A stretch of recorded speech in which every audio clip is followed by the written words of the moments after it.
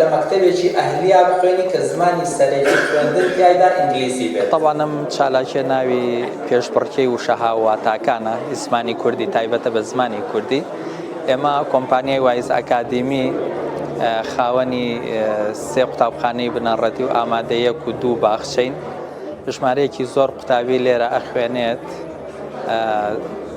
گرنگیدان بە زمانی کوردی لە لای ئێمە یەکێکە لە استراتیژەکان. خەڵک تەسەووری وایە واقعەکەشی بڕێگەر بەو جۆرەیەکە جاری وایە منداڵە نێریتە قوتابخانەیەکی ئەهلیەوە دوور ئەکەوێتەوە لە زمانەکەی خۆی، دوور ئەکەوێتەوە لە فەرهەنگ و لە کولتورەکەی خۆی. بەڵام لە وایزە لە دەیان ڕێگەوە کارەکەین لەسەر ئەوەی کە هەر قوتابیەک لە وایزایە شانازی بە کوردبوونی خۆیەوە بکات، دەوڵەمەند بێ لە وشە کوردیەکان لە ڕووی زمانەوانیەوە بتوانێت بە ئەدەبیاتێکی کوردی جوان بدوێت لە هەر شوێنێکە هەبێت بتوانێت پارێزگاری لەم ڕەسەنایەتی خۆی بکە. ئێمە ئازانین کە ڕەگەزێکی سەرەکی پاراستنی نەتەوە بریتە لە زمان و ئێستش زمانی کوردی لە هەموو کاتێک زیاتر لە مەترسیدایە.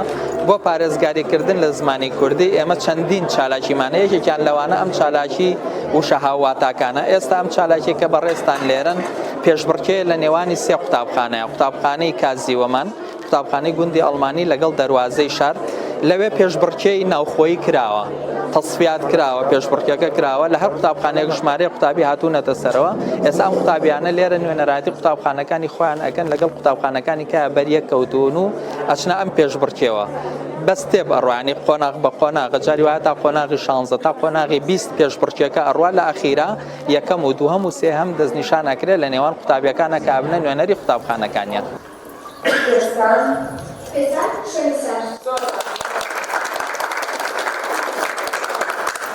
خۆی ئەوەی کردنەوە ئاپارێزێت یەکەم زمانێتی، دووهەم کولتور و فەرهەنگەکەیەتی، سێهەم لە ڕووی تەکنۆلۆژی و پێشکەوتنەوە بێ شتێکی هەبێ بە کۆمەڵگەی مرۆڤایەتی ببەخشێت کە بێتە ناسنامەیە. و بەداخەوە میلەتی کوردی ئێمە ئێستا شتێکی خۆی نییە لەمڕۆ تەکنۆلۆژیەکەوە، لە ڕووی کولتورەکەشەوە وردە کولتوری غەربی دەرەوەی خۆی بەسەر یازاڵە بێت، لە ڕووی زمانیشەوە بەکارهێنان کەم بووەتەوە. ئەمە بە شێوەیەکی حەقیقی هەیە لە ناو مەکتەبە ئالیەکانە هەست پێەکرێت، بەڵام ئێمە 8 ساڵە بە پێچەوانەی ئەمە ئیش ئەەکەین. ئەمانەوە منداڵ و قوتابیانی ئێمە ئینگلیزیەکی زۆر باش بزانن، بەڵام قسەکردنیان بە کوردی بێت. یعنی شەرم نەکات لەوەی کە بە کوردی قساکات، بە کوردی مامەڵە بکات، بە کوردی گفتوگۆ بکات، بە کوردی لەگەڵ بەس لەکوێ پێویستەکە ئینگلیزی زانێکی باش بێ. بۆیە شانبەشانی فێرکردنی زمانە ئینگلیزیەکە ئێمە شانازیکردن بە زمانە کوردیەکە و دەوڵەمەند بوون لە ئەدەبیاتی کوردیە. یعنی بە پاراوی قسەکردن بە زمانی کوردی کردومانە بە یەکێک لەو تەوەرانی کە کاری لەسەر ئەکەین. لەوە ئەچە بڵێم ئەمە یەکێکە لە ڕێگاکانی کارکردن لەسەرەوە. جنا نووسینمان هەیە، چالاکی داڕشنمان هەیە، بابەتی پێشکەشکردنی سیمیناراتی قوتابیەکان خۆیانمان هەیە، فیستیڤاڵی زستانی کوردستانمان هەیە کە کولتوریە. دەیان چالاکی ترمان هەیە بۆ ئەوەی کە منداڵەکان شانازی بە ناسنامەی میلەتەکەی خۆیانەوە بکەن کە خوای گەورە بە کورد دروستی کردوون لە هەر شوێنەکە هابن پێشمانودن کە شانازی بکەن کە کوردن.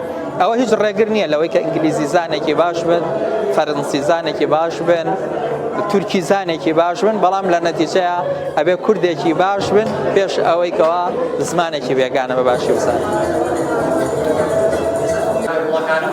مەزبوط حازر بن.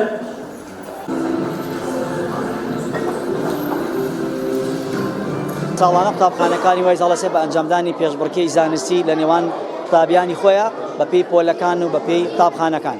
ئەم ساڵ بۆ ساڵی دووەمە قوتابیەکانی ئێمە لەسەر ئاستی قوتابخانەکان بەشدار بوو لە پێشبڕکەیەکی زانستی فەرهەنگی زمانی کوردی. جێی دڵخۆشیە ئێمە توانم بڵێم قوتابخانەکانی ئێمە شوناس و پاراستنی زمان و فەرهەنگی زمانی کوردیە. لە ڕێگەی ئەم جۆرە چالاکیە زمانەوانیانەوە، چالاکی فەرهەنگیانەوە، پاراستنی شوناسی زمانی و شوناس و زمانی کوردی بە یەکێک لە ئەولەویەتەکانی کاری خۆمان ێزانین. قوتابخانەکانی وایز بۆ ساڵی دووەم لەسەر ئاستی یەک، لەسەر ئاستی قوتابخانەکان، لەسەر ئاستی قوتابیەکانمان ئەم پێشبڕکێ زانستیان ئەنجام داوە.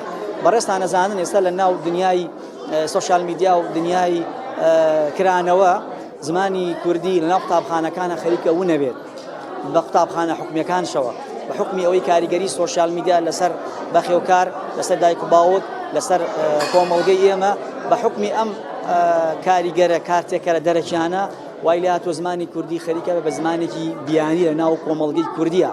بەڵام ئێمە ئەڵێن لە ڕێگەی ئەم چالاکیە پێشبڕکیانەوە زیندوکردنەوەی زمانی کوردی، زیندوکردنەوەی فەرهەنگی کوردی، زیندوکردنەوەی ئاداب و سەقافەی کۆمەڵگەی کوردی بناسیێنین بە قوتابیەکانمان بە نەوەکانی ئایندەمان کە ئەم جیلانە کاتونە بەردەممان. ئێمە بۆ قوتابخانەیەکی ئالی گرنگیەکی تەواومان ناوە بە پێشبڕکێ زانستی زمانەوانێکات و بە تایبەتی زمانی کوردی بە بەراورد بە ساڵانی ڕابردووتر لە ناو قوتابخانەکانی ئێمە زمانی کوردی گرنگی تەواوی پێدراوە و سەرڕای ئەوەی کە ئەم پێشبڕکێ زانستیە ڕێکمان خستووە هاتووین لەسەر پرۆگرامی خوێندن وشەکانمان دەرێنا و شەپەتیەکان وەزایدەن لە فەرهەنگەکانی وەکو فەرهەنگی هەمانە بۆرینە و فەرهەنگەکانی تری ئەو نووسەرە مێژوو نووسە بەناوبانگە کوردیانە هاتووین وشان یاوە بە قوتابیەکان ئەم وشانە وشەی زۆر ناوازە و زۆر کوردیپەتی بوون بڕواکەی بە خێوکارە بۆ تەلەفۆنی کردووە گومانیە بۆ لەوەی ئەم وشەی کوردیپەتیە تێتی مامۆستا ئەم وشەیە زەحمە نەبێ بناڵەکەی منتان ناوە ئایا ئەمە وشەی کوردیە ئایا ئەمە وشەی کوردیپەتیە یعنی ئەمە جێگەی تێڕامانە ئێمە الحەمدوللا توانیمان لە ڕێگەی ئەم چالاکیانەوە جارێکی تر وشەی کوردی زمانی کوردی وشە پەتیە کوردیەکان بینەوە بەگوێی قوتابیەکانمانە بەگوێی دایک و باوکیانە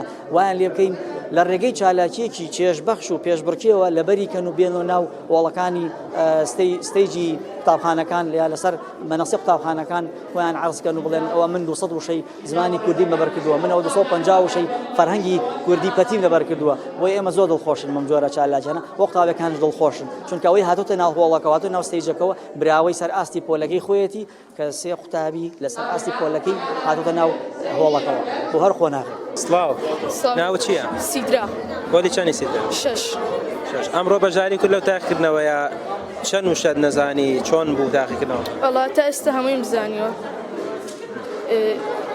ئیتر سوپاس بەخۆ. تۆ لە ماڵەوە بە ئینگلیزی قساکەی یا بە کوردی؟ وەڵا بە کوردی زیاتر. لەگەڵ دایک و باوکت بە کوردی قساکەی؟ ئەی لەگەڵ ماڵەوەت لەگەڵ هاوڕێکانت؟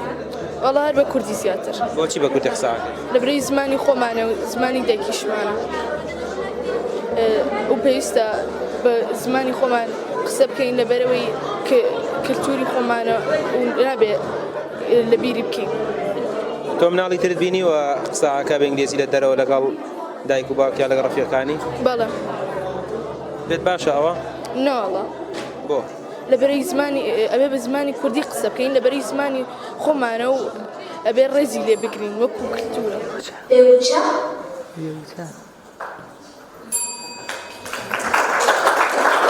ترسناک بردۆنێک